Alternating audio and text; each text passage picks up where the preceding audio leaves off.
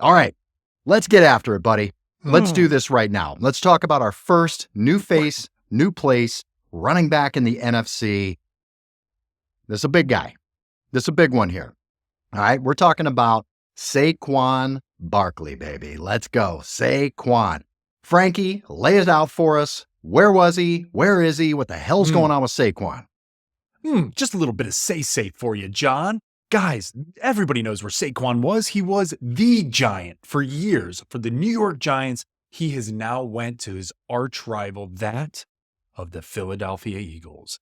Guys, what he did in terms of signing to the Philadelphia Eagles, it was a 3-year, $37 million deal, $26 million guaranteed. Basically, he said, screw off to the Giants, even though they did technically offer him or were in the midst of offering him something interesting, John, and to the realm of what the Eagles offered him, he didn't want no part. He went with the Eagles. He said, bye. I'm ready to run behind, should I say, a top 5 offensive line, which we have never seen Saquon do. He wants a ring, let's be honest. He ain't getting that in New York. He can get it in Philly. Not exactly, John. Not even close would he be able to do that in New York right now. And what's interesting, John, actually pull up a stat sheet on this guy, because there's a few things here that really like brings it to focus for Saquon, and it is his RYOE. For those who don't know what that means, that is rushing yards over expected. And so especially for Saquon, what that means is between the tackles, right? He was actually 5th in the NFL running between the tackles with a shit offensive line, John. And defenses stacked the boxes on him, right? Because they didn't have any receivers outside. Finally, they get Malik Nabers and a few others. And, this time Saquon's gone.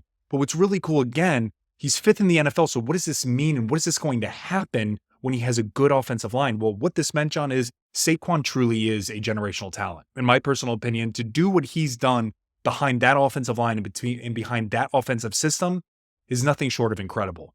Secondly, when you look into the RYOE, again, the rushing yards over expected, when he goes to a team like that of the Philadelphia Eagles with that offensive line that he has, John, it's going to be magical, right? It truly should be something incredible. What DeAndre Swift did last year in comparison to what Saquon can do this year, we're really going to see the tables flipped. So for me, man, this is really incredible. And just a little cherry on top, give you guys a little bit of something what he did last year, John, on a team that wasn't that great.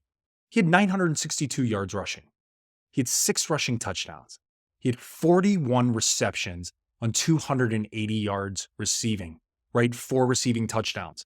John, a lot of this was without Danny Dimes, right? A lot of this was without some of their other top tier players that ended up getting hurt. And top tier is kind of a loaded saying with the receiving core that they had, right? Wan'Dale Robinson got hurt, right? Jaleel Hyatt that they got from Tennessee just didn't pan out to what they thought he was going to do for his rookie year. So a lot of interesting stuff. So John, I'm excited as all hell for Saquon Barkley going to Philly.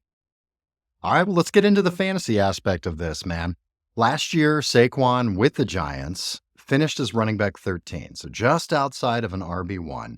This year, expectations are a little higher for him. He's right now currently off the board. He's the running back 6, and he's about 14th in ADP. So you're looking at early second round. I mean, this is really 6th running back off the board. It's right after the turn there is when you're looking at him. So give me an idea. I mean, are you looking at targeting Saquon Barkley? And, what's your thought process if you're going down into the second round there as your second pick? What are you doing with him? John, 100%. And guys, viewers, listeners, absolutely take Saquon Barkley on the snake back in the second round, right? If you want to take him in the back half of the first, I think Saquon's going to be a top 5 running back. I really do, behind this, as long as he stays healthy, behind this particular offensive line with the weapons that the Philadelphia Eagles have on the outside. There's no reason why Saquon shouldn't be a top 5 back.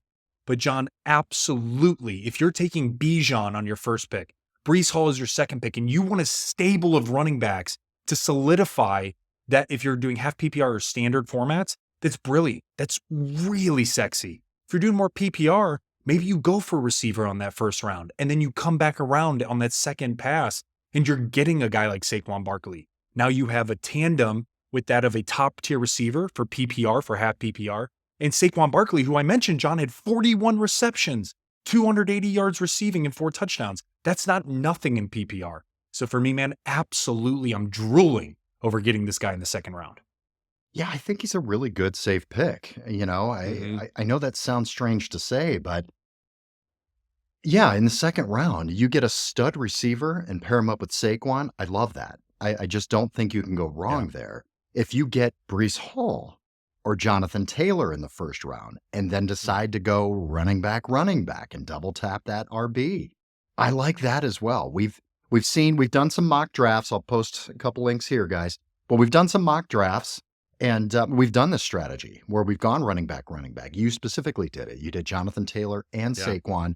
And you were able to build a really damn good team out of it. You went apeshit on receiver in middle rounds, which is what you'll have to do. But we've seen you can build a good team out of this. Same thing if you did receiver and Saquon. You can really draft a nice, beautiful, balanced team with a ton of upside. Get a guy like Garrett Wilson, pair him up with Saquon, even an Marvin Harrison Jr. If you're pairing him up with Saquon and you've got that PPR floor and safety, I really do think that's a good person to pair up with Marvin Harrison Jr. just to make your team feel a little more cozy, a little more powerful. So I love it, man.